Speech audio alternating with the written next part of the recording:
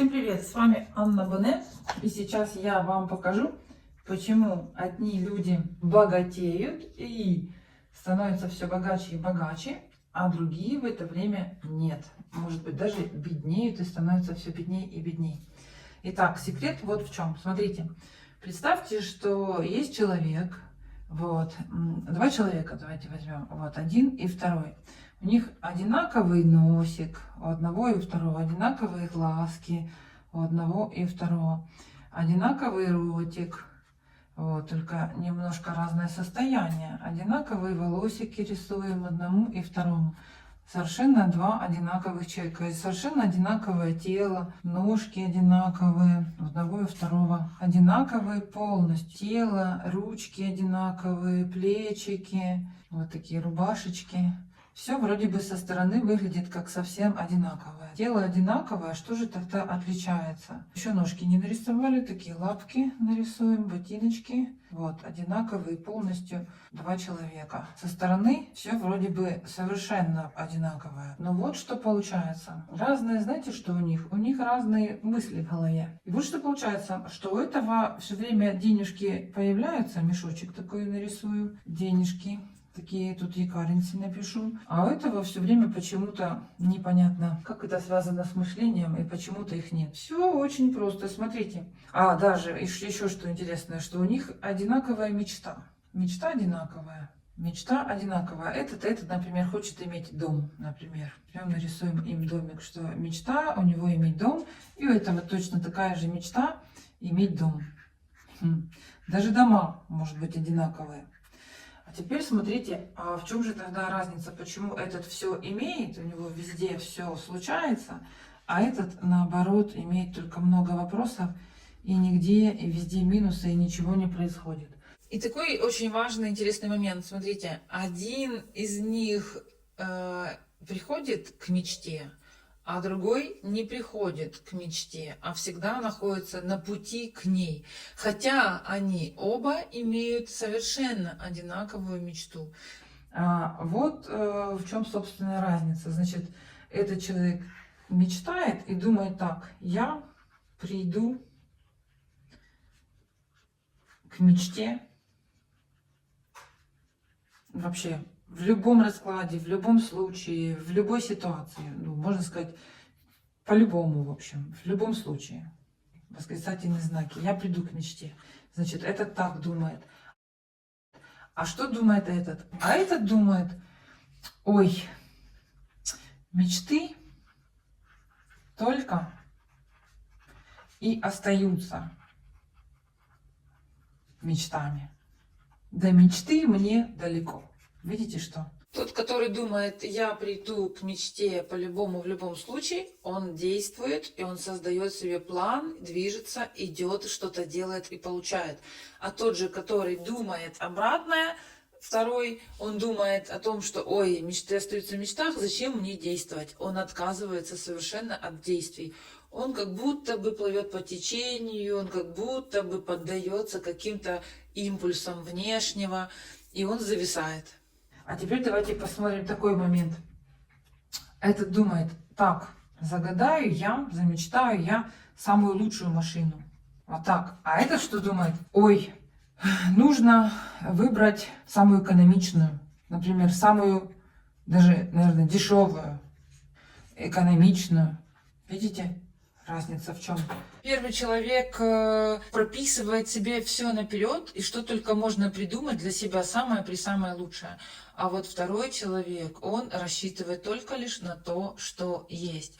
Он боится себе дать что-то лучшее. Обратите на это внимание. Так, идем дальше. Очень интересно. Теперь смотрите. Значит, этот думает, что вау, у меня все складывается идеально. У меня все идеально складывается. Вау. А этот думает: капец, ничего не получается. Ужас, ничего не получается. Этот думает: мне все помогают. А этот думает: все идут против меня. И ни один не помогает. Нет, не помогает. Нет помощи в этом мире. Каждый сам за себя. Каждый сам за себя. Вообще, я одинок. Здесь я одинок. Нет командной работы. Команды нет, я одинок. А здесь думают, вау, я в команде. Вау, я в команде. Посмотрите еще такой момент. Первый человек, он прописывает все наперед, и он себе разрешает мечтать, разрешает себе фантазировать, придумывать что-то, искать новое, и разрешает себе, допускает такую мысль, что да, это когда-то у меня реально здесь, вот я чувствую, это произойдет. Но тот второй человек, он не считает, что расписывать наперед это хорошо. У него очень много предрассудков, у него очень много ложных убеждений, у него очень много слов дополнительных. А вдруг, а что если? Или я наперед буду подстраховываться, или вот для моей безопасности будет безопасней отложить, спрятать, куда-то спрятаться, поехать. Он все рассматривает через систему безопасности. Вау! Смотрите, вчера я звоню. Девочка только и мечтает о том, чтобы быть богатой. У нее на данный момент большие минусы. Минус там $3000, минус еще какой-то, того нет, на еду мало, не хватает. Я ей из вот этого состояния, когда у меня уже есть плюсы, по своей доброте и любви сердечной делаю звонок, прямо вот звоню, трубочка, телефон, и говорю: пожалуйста, возьми, воспользуйся. Я тебе даю сейчас супер инструмент, который тебе принесет богатство. Этот инструмент называется кэшфлоу. Даю инструмент. Вот, в этом инструменте есть еще один супер инструмент. Вот, e-currency. Я тебе дарю, считай. И что происходит, вот интересного, смотрите. Я когда даю этот инструмент, например, вот этому, если человеку дать этот инструмент, он скажет: вау, а что это такое суперинтересное? Что-то мне Вселенная новое подкинула, вау, это что-то новенькое, это сюрприз. Я хорошо думаю про Вселенную, что я думаю, что это чудо, это возможность, возможность. А что думает в это время этот человек? А эта девочка говорит: тебя там могут обмануть. Тебя там могут обмануть, она думает, представляете? Представляете, как она думает, а? Она думает, что я ей даю что-то такое, что совершенно неудобное, что совершенно ненужное, что совершенно не годится, не подходит. Мало того, что она теперь, получается, думает и обо мне плохо, она думает: она тоже хочет меня обмануть. Или хочет мною воспользоваться, на мне заработать. Она на всех зарабатывает.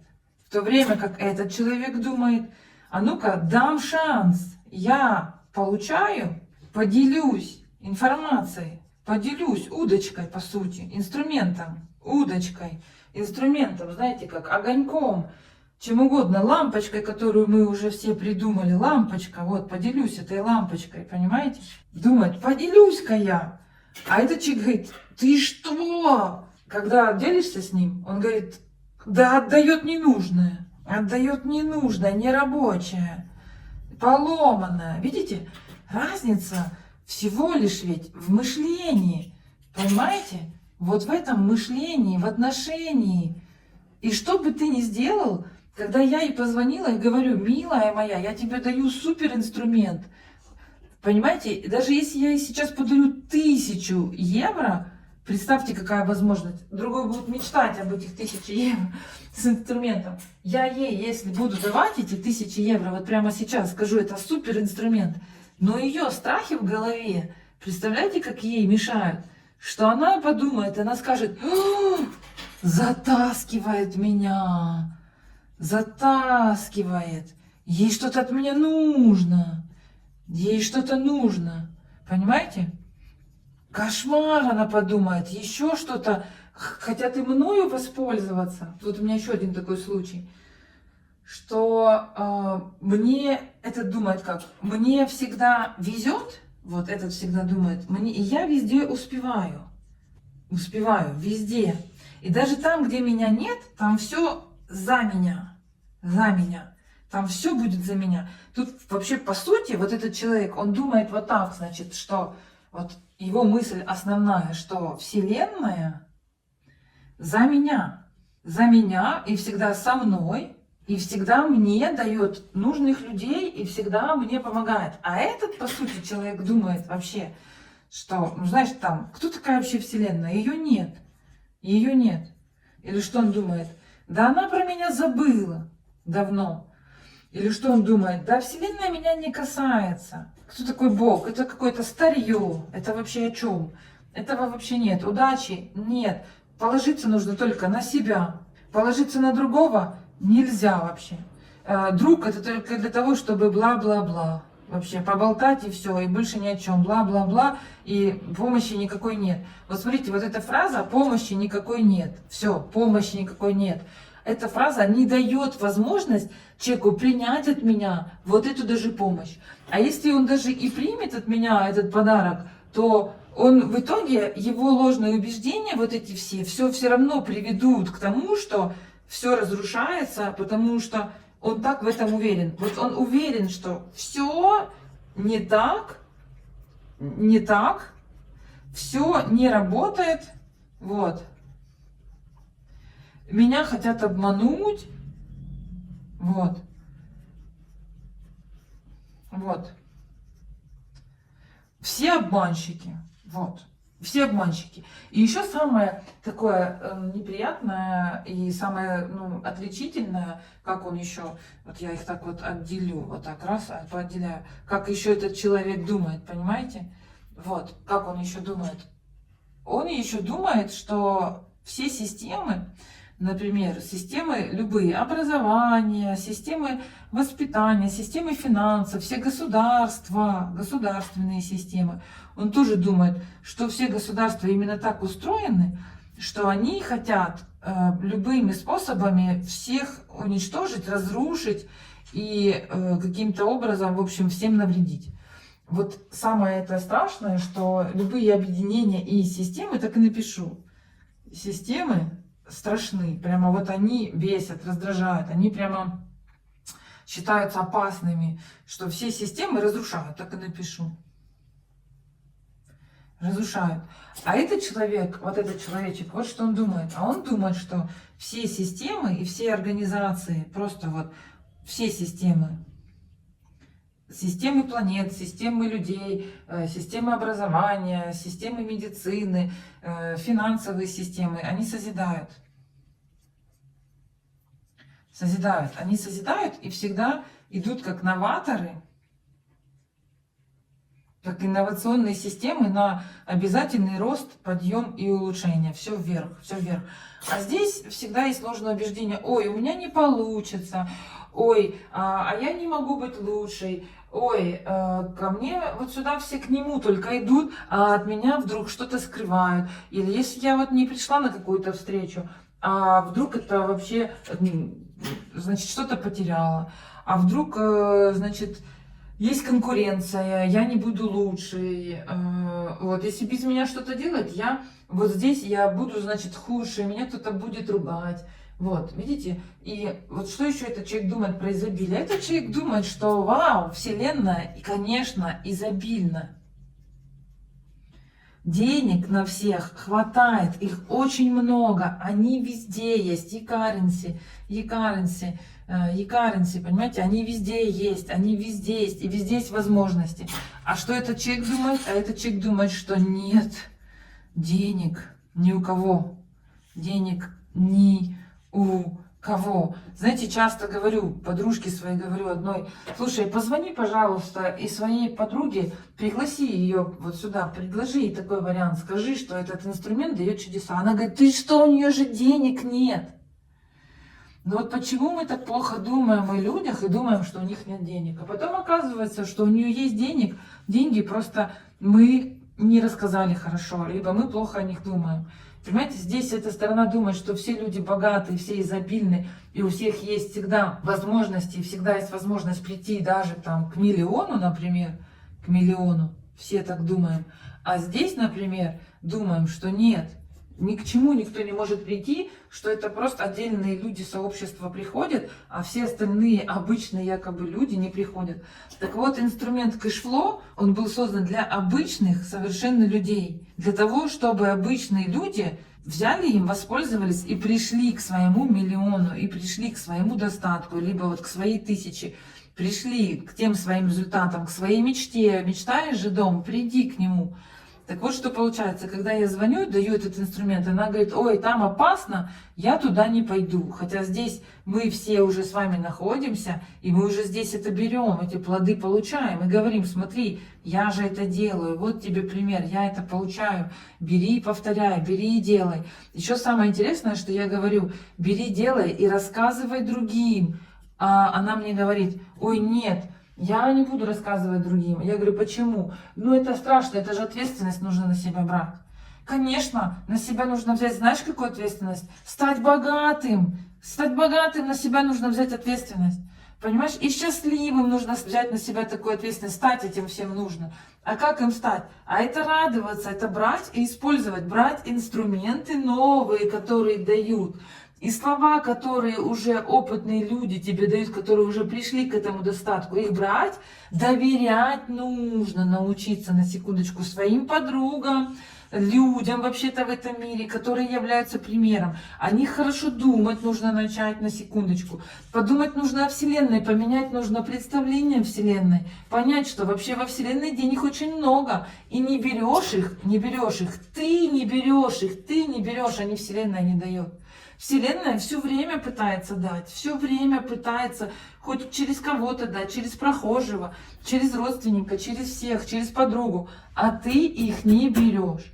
Поэтому задумайся, пожалуйста, внимательно, почему ты их не берешь. А когда я звоню: ой, денег мало, ой, не хватает, ой, там пошла, приходится на работу тяжелую идти. Зачем вопрос? Что ты делаешь? Что у тебя вообще вот тут в голове происходит? Кому ты не веришь? Не веришь в себя?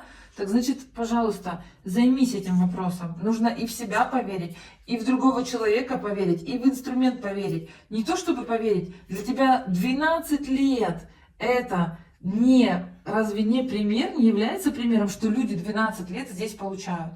А теперь вопрос ты такой всегда задаешь: но есть же люди, которые теряют или что-то не получают.